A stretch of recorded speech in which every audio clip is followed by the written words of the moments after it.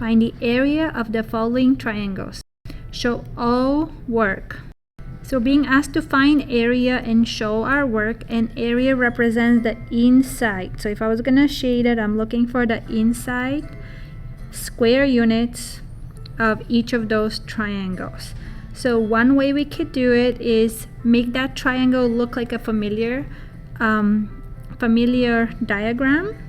So if I drew another triangle that is equivalent to it and I put it next to it, so it almost looks like rotated also, then this triangle is, they're congruent or the same, but all of it together on the outside is a parallelogram. And we know that the area for parallelogram is the base times the height.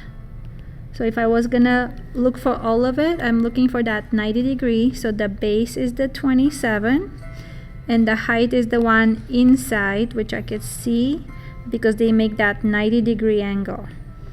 So I have both information. Now to get to the triangle, I only need half of it. I only need the green part, not both. So the formula for a triangle is base times height, and then you could either divide by 2 after you multiply, or you can say, well, 1/2, if you're looking for half only, of the base times the height.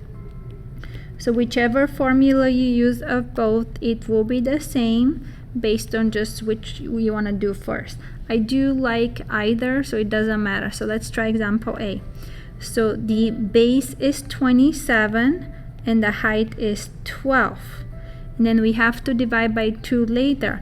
So, but if I wrote divide by 2 now, I could simplify the 12 with the 2 first, so I don't have to multiply.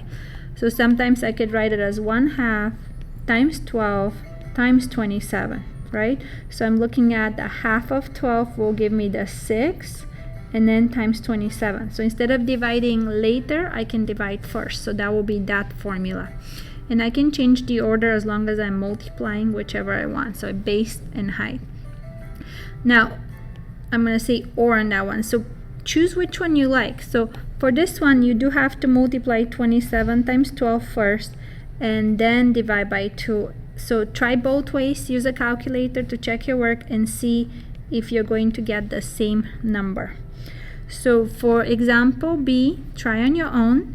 As a diagram, again, we have a triangle, but if I was gonna draw right next to it, it becomes an actual rectangle, right?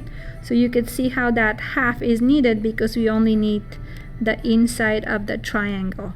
But the formula is the same. So it's base times height and then cut in half, and you'll be able to find. Be careful with the decimals, so make sure you are checking your work with the calculator.